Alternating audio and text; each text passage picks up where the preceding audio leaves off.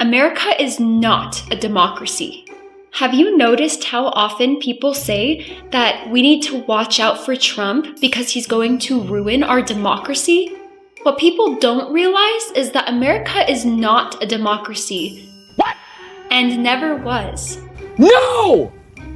No! Neither is it a republic. America is a democratic republic. Nice. You might be thinking, okay, Susan, what does it matter? They're basically the same thing. Wrong.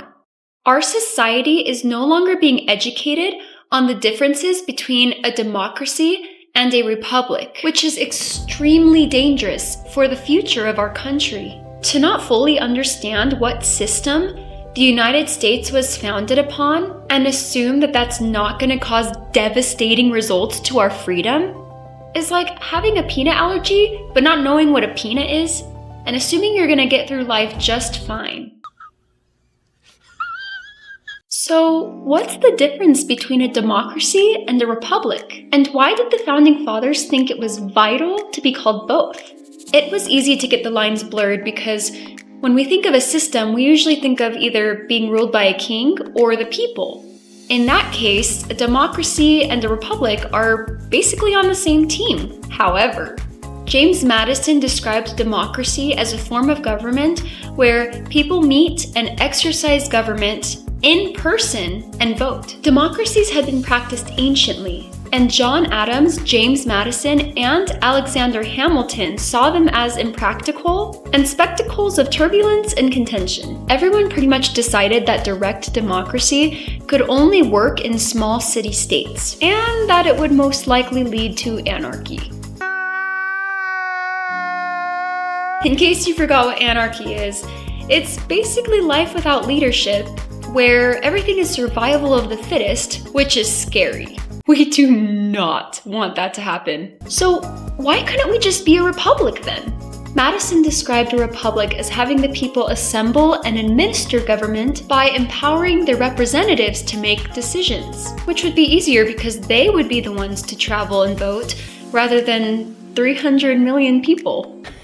Yeah, boy.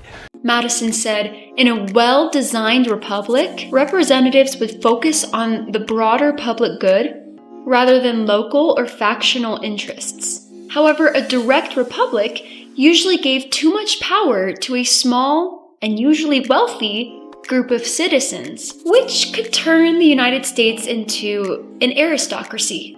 Which is why the Founding Fathers decided on combining the two so that way they can constantly balance each other out.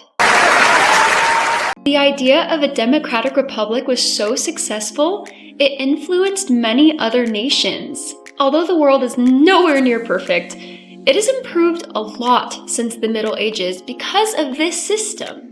Why would we want to lose that balance by calling ourselves only one or the other? What's really sad is that if you Google what is the difference between a democracy and a republic, sites such as Merriam-Webster.com tell you that they're basically the same thing and don't describe anything I just told you.